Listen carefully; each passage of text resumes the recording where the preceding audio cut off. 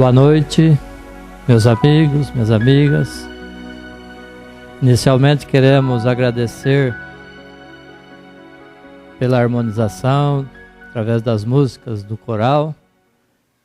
Agradecer a todos vocês que se fazem presentes. E agradecer a Deus, nosso Pai, ao nosso Mestre Jesus, que é o motivo de estarmos aqui. E que hoje nós vamos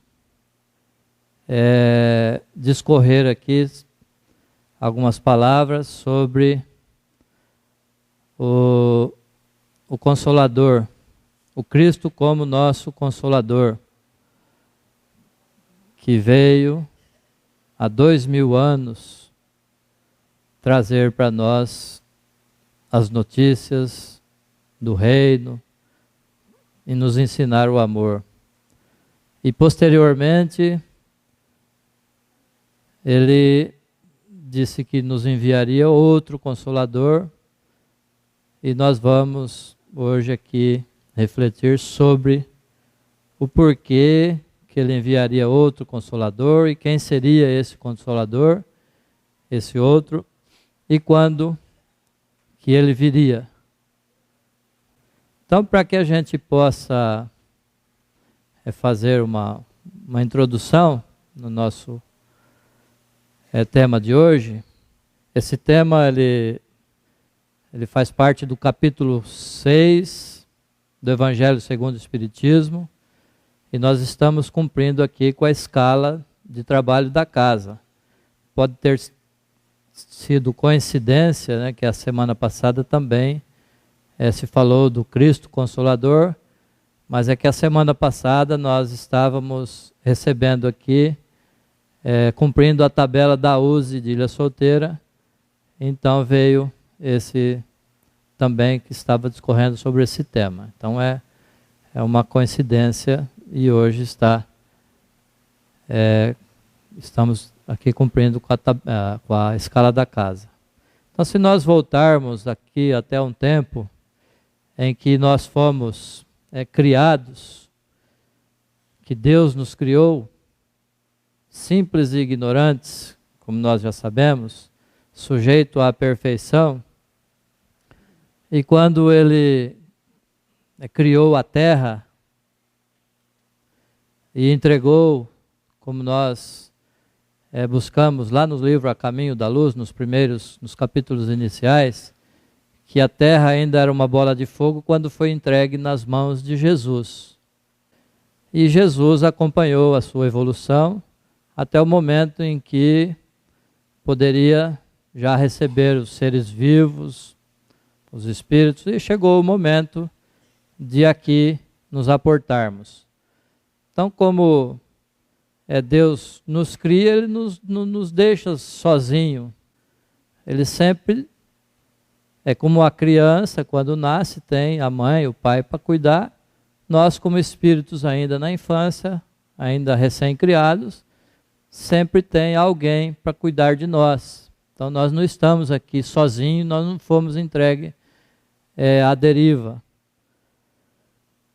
E sempre enviou irmãos nossos superiores para acompanhar também ao nosso crescimento, o nosso aprendizado. Então chegou o momento em que nós já estávamos preparados para entender sobre Deus. Nós tínhamos na nossa consciência a ideia de um ser superior, mas ainda estava aquela ideia vaga na nossa consciência. Então, pela fase, pelo estado avançado que já nos encontrávamos, Jesus, que sempre acompanhou a nossa evolução, envia para nós.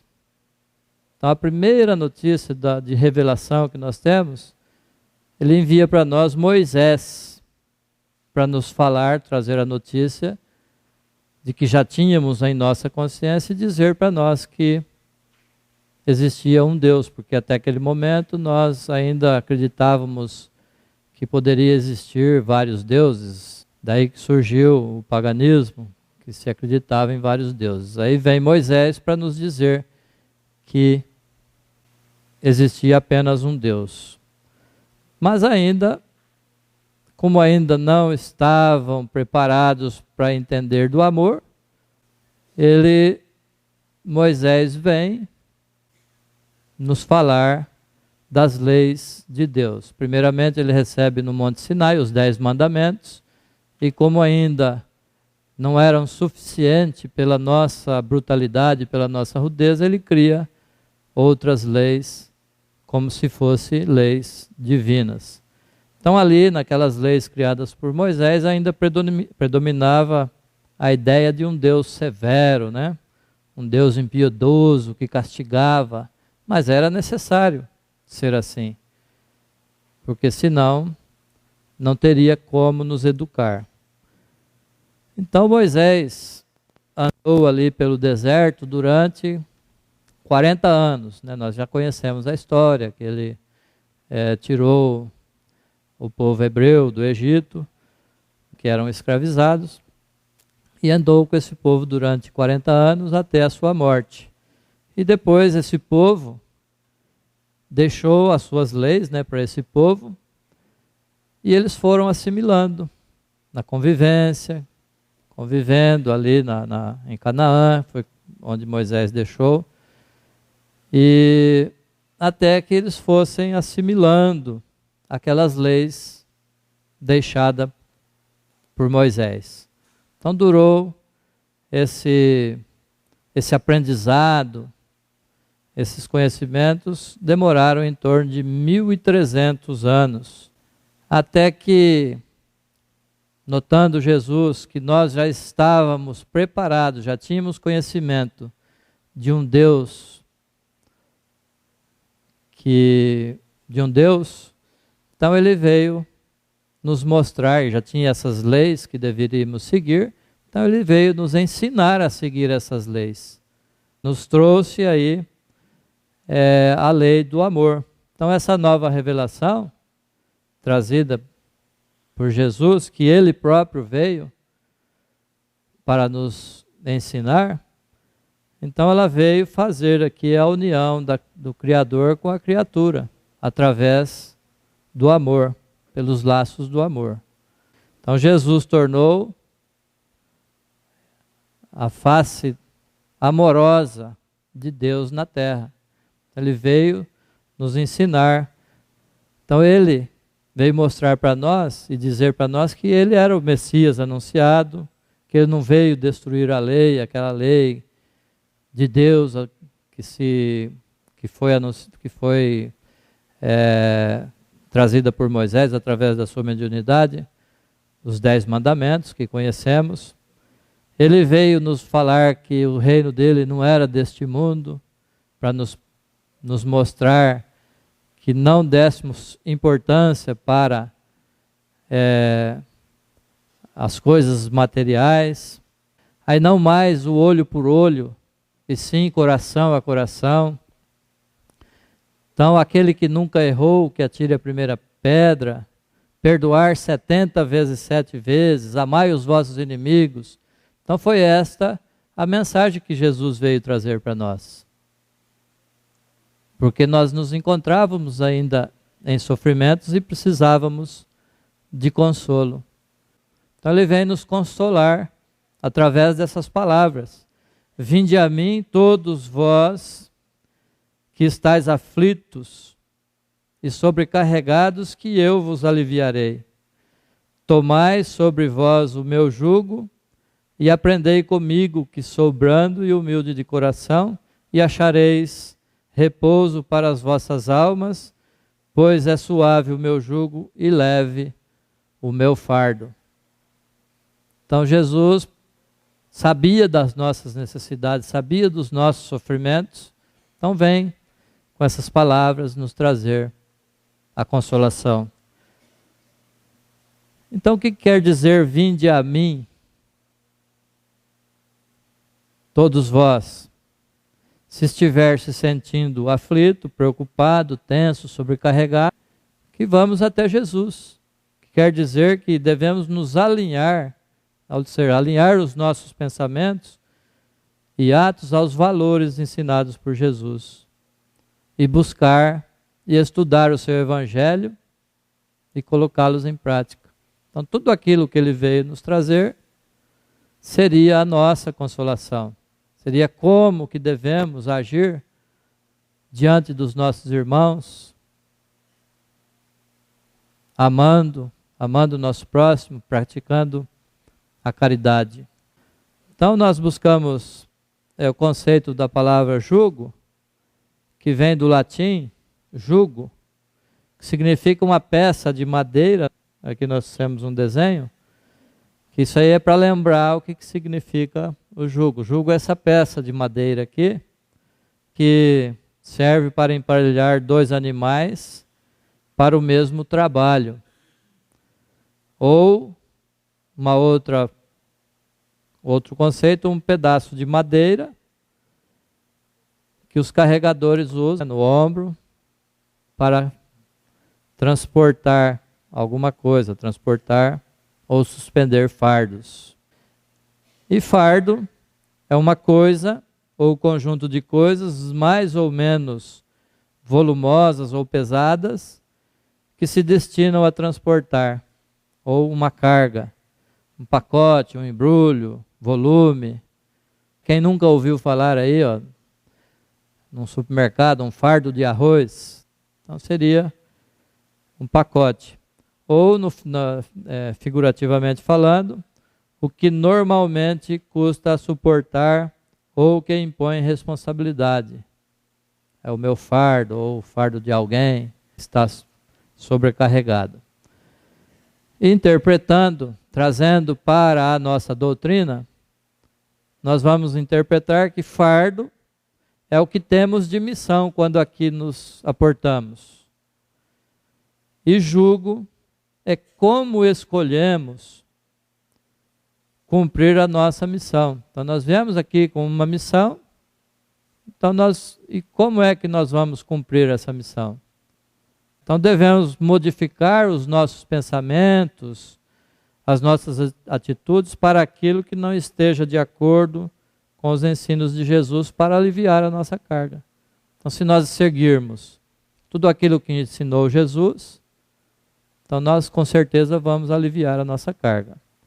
Então nós trouxemos aqui um desenhozinho de um boneco, onde nos colocaríamos aqui no lugar desse boneco, aqui o jugo e aqui o fardo.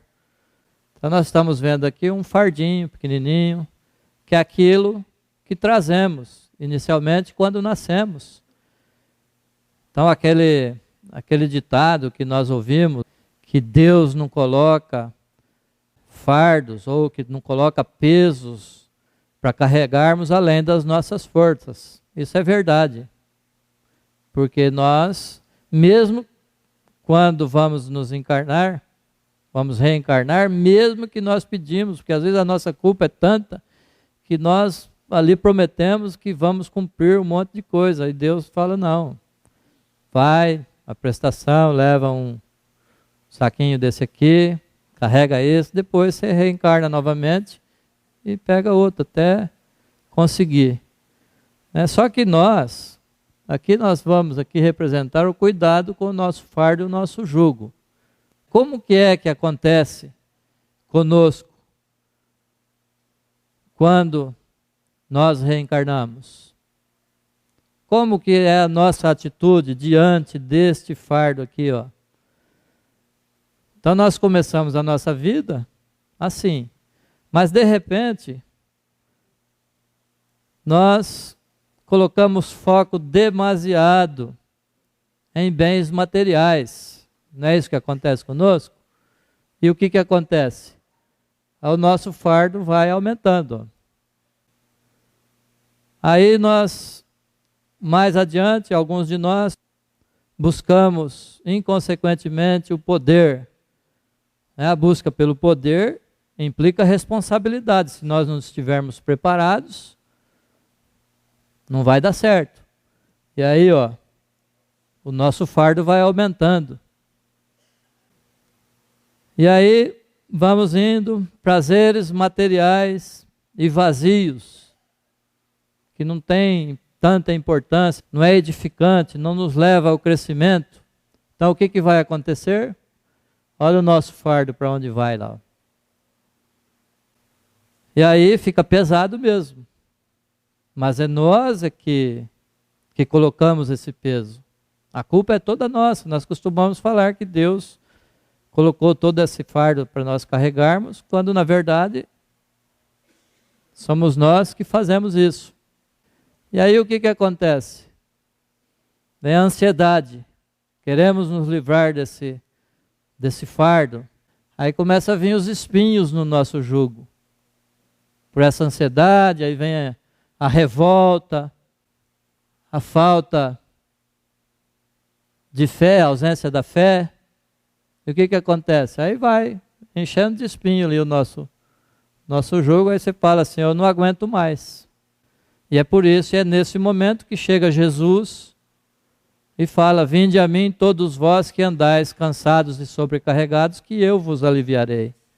O que ele quer dizer isso? Que possamos nos livrar de tudo isso aqui, ó. E voltar ao nosso estado inicial. Levar a vida de acordo com aquilo que prometemos. Praticando o amor, praticando a caridade e aprendendo a viver. Então, quando nós nos despojarmos de tudo isso aqui, o nosso fardo volta a ficar pequenininho e leve, e aí nós teremos condição de carregá-lo.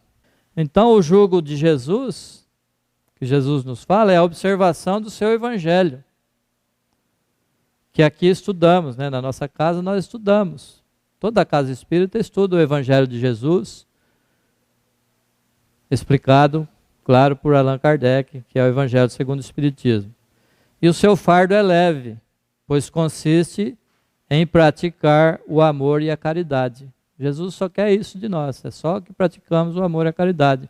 É isso que está composto o peso daquele fardo. Esse jugo é leve e a lei é suave, pois que apenas impõe como dever o amor e a caridade.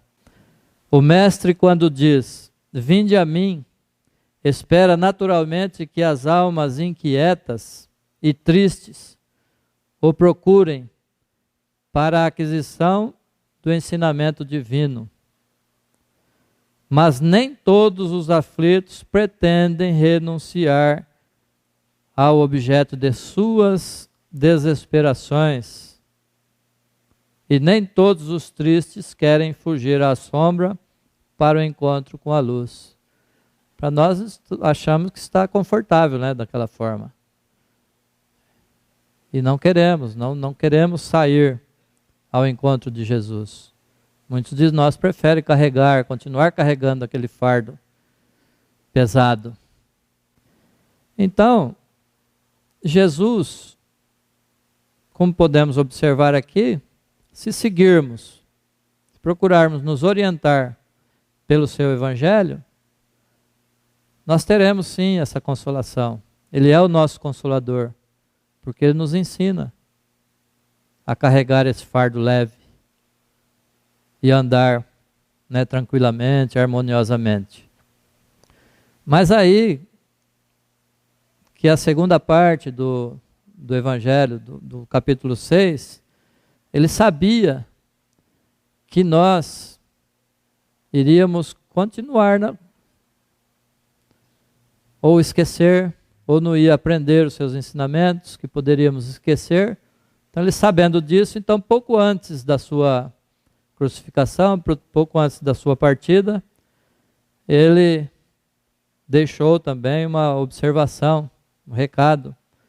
Se me amardes, isso aí nós vamos encontrar lá no capítulo 14 do Evangelho de João, versículo de 15 a 17 e versículo 26. Se me amardes, observareis os meus mandamentos, e eu rogarei ao Pai, e ele vos dará outro consolador, a fim de que esteja convosco para sempre.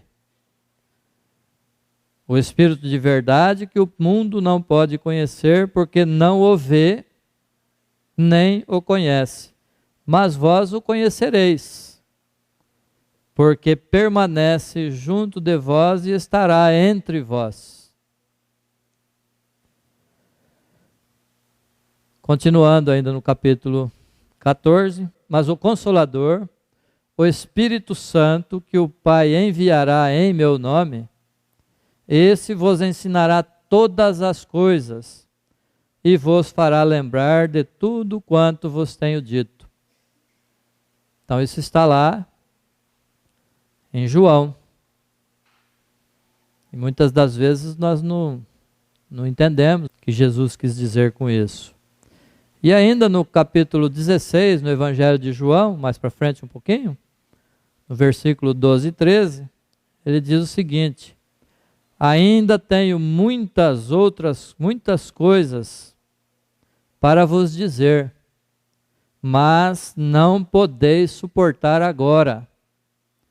Quando, porém, aquele vier, o Espírito de verdade, vos guiará em toda a verdade, pois não falará de si mesmo, mas falará o quanto ele ouvir, e vos anunciará o que há de vir. Então Jesus, preocupado ainda conosco, naquela época não poderia, como vemos aqui, não poderia nos dizer tudo porque não entenderíamos. Então, o que é consolar? Buscando lá no Aurélio, aliviar ou suavizar as aflições, ou sofrimento ou padecimento de alguém. Dar lenitivo, suavizar, mitigar, proporcionar sensação agradável, dar prazer. Isso quer dizer consolar. E a origem da palavra vem da união de duas palavras do latim, consoles, consol, levar luz e calor ao coração. As tempestades das provas das vidas suavizadas pelo sol do mais alto. Isso nós podemos entender como consolar. Agora, por que Jesus disse isso? Nós vamos estudar aqui agora 3 aspectos desses ensinamentos. Por que viria, por que ele enviaria outro Consolador, e quem seria esse outro Consolador e quando seria. Porque ele não deixou claro lá, deixou veladamente. Então, nós buscando entendimento, através das leituras dos livros de Allan Kardec, na Gênesis, porque Jesus não disse tudo aquilo que tinha a dizer, pois não compreenderiam. Quer dizer, mesmo aos seus apóstolos ele não disse tudo. Nessas palavras era para os apóstolos que ele se dirigia. Ele não disse tudo nem mesmo para os apóstolos. Então, se ele houvesse dado instruções secretas para os apóstolos, nós teríamos. Isso seriam escritos nos evangelhos. Mas nenhuma informação secreta a esse respeito Jesus falou. Então, nós observamos também as religiões que estão fundadas no Evangelho de Jesus, as denominadas cristãs, elas não podem dizer que estão com a verdade, estão de posses da verdade, por essas palavras de Jesus, que a gente ouve muitas denominações religiosas dizerem que só a dela é que contém toda a verdade. E elas estão fundadas no Evangelho. Então elas não podem dizer isso. Porque o próprio Jesus disse que teria muitas outras coisas para nos dizer. Então, esse ensinamento ele estava incompleto. O ensinamento de Jesus estava incompleto. Ele anuncia sob o nome de Consolador e de Espírito de verdade aquele que deve ensinar todas as coisas e fazer recordar o que ele dissera. Então esse ensinamento estava incompleto, ele previa que a gente podia esquecer tudo aquilo que ele nos ensinou, se ele vai fazer nos recordar, então ele estava prevendo que mesmo aquilo que ele já ensinou, nós poderíamos esquecer. E também poderia desnaturar o seu ensinamento, foi o que ocorreu. Que nós temos notícia aí desde quando os romanos tomaram, se converteram ao cristianismo, trouxeram todos aqueles costumes do paganismo e estão até hoje aí, como nós estamos vendo. Então, quando que viria? O porquê que viria seria porque nós necessitaríamos, porque nós esquecemos ou desvirtuamos. Mas quando que esse Consolador viria? Também Jesus não disse lá. É bem evidente que, se na época em que Jesus falava aos homens, não estavam em estado de compreender aquilo que lhe restava dizer, não seria em alguns anos que poderiam adquirir luzes necessárias. Porque muitos dizem que o Consolador prometido por Jesus, ele veio na festa de Pentecostes, quando os apóstolos lá falavam em línguas. Quer dizer, falar em língua é falar na língua daquele que pode entender, porque ali tinha gente de todos os países naquela festa. Então os apóstolos falavam em línguas, não falavam enrolado, como nós costumamos ver aí o pessoal falar em língua e fala enrolado, não. Ele falava na língua daquele que pudesse entender. Mas essa festa, esse acontecimento ocorreu 50 dias após a partida de Jesus. Então não poderia ser, o povo ia estar igualzinho, né? Não teria mudado nada em 50 dias. Então se ele enviaria outro Consolador, que nos falaria outras coisas, nos ensinaria outras coisas, então não seria em 50 dias que estaríamos preparados. Então, para a compreensão de certa parte do Evangelho, excetuadas os de preceitos morais, porque tudo aquilo que se referia à moral, ao amor, Jesus disse claramente. Nós podemos observar isso no Evangelho. Então, tudo aquilo ele não escondeu nada. Tudo que se diz a parte moral, não escondeu nada. Então, seriam necessários conhecimentos, com exceção ao conhecimento moral, outras coisas que ele diz, seriam necessários conhecimentos que unicamente o progresso da ciência poderia dar. E que deviam ser obra do tempo, só com o tempo, e de diversas gerações. Então, conforme o passar do tempo, conforme o desenvolvimento da ciência, o desenvolvimento do nosso conhecimento, nós teríamos condições de entender aquilo que Jesus disse lá, naquela época. Se o novo Messias tivesse vindo pouco depois do Cristo, teria encontrado da mesma forma, como nós já dissemos. E desde da época do Cristo, não teve nenhuma revelação, assim que nos chamasse a atenção.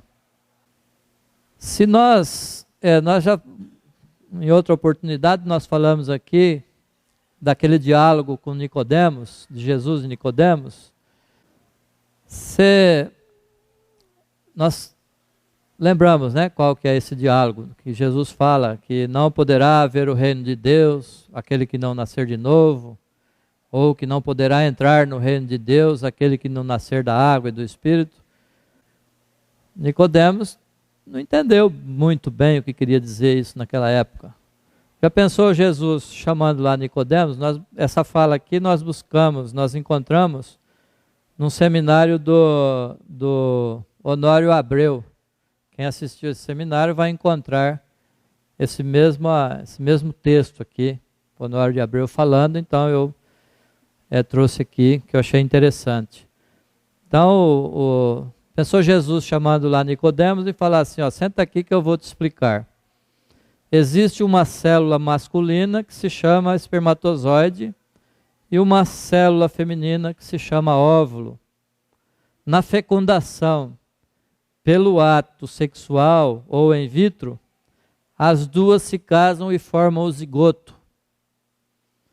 Este zigoto é uma célula que começa a se desdobrar na formação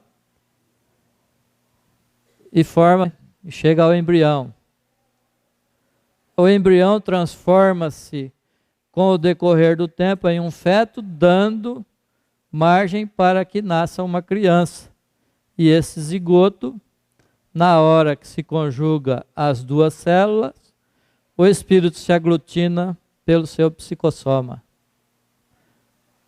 Naquela época, sabia o que era célula. Quando se referia à parte física, se falava em água. Em nascer da água e do espírito. Quando se fala água, é nascer de corpo, com outro corpo. Né? A ciência, nós temos conhecimento de que da parte científica é de pouco tempo agora. E tem um outro exemplo também, quando ele fala, que Jesus fala lá no mesmo Evangelho de João, no capítulo 14, não se perturbe o vosso coração, credes em Deus, crede também em mim. Na casa de meu pai há muitas moradas. Se assim não fosse, não teria dito que não teria dito que vou preparar o lugar para vós. Naquela época, o que queria dizer isso? Então, já pensou Jesus naquela época chamando o povo lá para explicar o que ele falar? Olha, vocês estão vendo aquela estrelinha lá, aquelas são mundos, são sóis. Em volta desses sóis são mundos, tem mundos igual esse aqui na Terra. Planetas. E por que ele não fez isso? Ele sabia que de toda a existência, porque ele foi o co-criador do nosso planeta, né? Então, se a gente buscar o entendimento do porquê que ele não fez isso na época, né, se nós voltarmos lá no século II, né, com a teoria de Cláudio Ptolomeu, que o homem nem tinha instrumento nenhum, né, era tudo pela visão. Então, no ano de 140, para eles, as estrelas eram luzinhas lá coladas lá no firmamento, no azul lá, que era um teto azulado, e que a Terra era um círculo, e que tinha um limite que eles não conheciam, que se chegasse a esse limite, eles iam cair de algum lugar. Né? E o céu era aquela abóbada azulada, e de vez em quando, né, caía água lá de cima. Então, por isso que deu lá, quando eles falam que Deus criou o firmamento para separar as águas de cima das águas de baixo. Eles viam a água descer, não viam a água subir. Então, não sabia. Então, não tinha capacidade ainda desse entendimento de Jesus falar para nós sobre os planetas. Então, por isso que ele não disse toda a verdade. E olha que apenas no ano de 1530, no século XVI, que veio aquela teoria de Nicolau Copérnico de que o Sol, né, que ele contrariou lá a teoria do Ptolomeu, né? E aí ele já foi mais além, dizendo ali naquela teoria dele que o Sol é que era o centro do universo. Olha, tudo isso acontecendo agora, em 1530. E apenas no século XVI que veio essa teoria.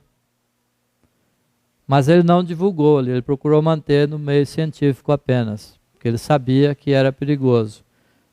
Galileu Galilei, no século XVII, no ano de 1616, ele endossou aquela teoria de Copérnico, teoria heliocêntrica, dizendo que o Sol era o centro do universo. Só que a igreja moveu um processo contra o Galileu Galilei para ele negar, senão ele seria queimado na fogueira. Aí ele pensou direitinho, né? Negou. Mas ficou em prisão domiciliar. Mas na saída lá do tribunal, ele falou: Falou para alguém lá, para um jornalista lá, que a Terra é redonda, é redonda. Olha, tudo isso acontecendo agora em 1600. Como que Jesus poderia dizer isso para nós? Então são dois exemplos, existem tantos outros exemplos que nós, se buscarmos nos evangelhos, nós temos 4 evangelhos oficiais e inúmeros outros que a igreja não aceitou. Orarei a meu Pai e ele vos... Então quem seria, né? Agora quem seria esse Consolador? Orarei a meu Pai e ele vos enviará outro Consolador. Isso indica que não era ele, não era o próprio Jesus que viria. Como muitos também diz que o Consolador seria o próprio Jesus. Então, se fosse ele, falava, eu irei. Ninguém envia, eu vou mandar enviar a si mesmo. Então, ele mesmo diria, eu voltarei então para completar aí a obra iniciada. A fim de que permaneça eternamente convosco e estará em vós. Então, não seria aí uma individualidade encarnada, que vai permanecer eternamente conosco. Para ficar eternamente conosco não quer dizer que seria uma pessoa. E ainda estar em nós. O que pode ser? Alguma coisa que vai ficar eternamente conosco e vai estar em nós.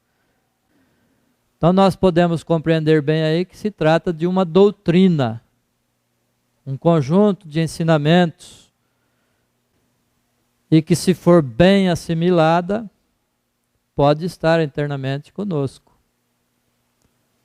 Então o Espiritismo então vem, é uma doutrina consoladora, e o inspirador dessa doutrina é o Espírito de Verdade, como veio no ano de 1857, através e codificado, né, através das médiuns lá de Kardec, e codificado pelo codificador Allan Kardec. Então o Espiritismo vem, na época predita, cumprir a promessa do Cristo. Preside ao seu advento o Espírito de Verdade. O Espiritismo realiza o que Jesus disse do Consolador prometido. Conhecimento de todas as coisas. Que a parte é o aspecto científico da doutrina, porque a doutrina ela tem 3 aspectos: científico, filosófico e religioso. Conhecimento das coisas, ciência. Quando Allan Kardec buscou estudar a existência dos espíritos, a condição desses espíritos, quem seriam esses espíritos, senão nós mesmos, que aqui habitamos e que passamos por lá de lá, da mesma forma com que vivíamos aqui. Fazendo que o homem saiba de onde vem, para onde vai e por que está aqui na Terra. Esse é o aspecto filosófico, que faz nos pensar de onde que viemos. Então nós sabemos já de onde viemos. Nós viemos do plano espiritual, do mundo espiritual, porque somos espíritos, e vamos voltar para lá. E sabemos por que estamos aqui na Terra, não sabemos? Para o aprendizado da lei do amor.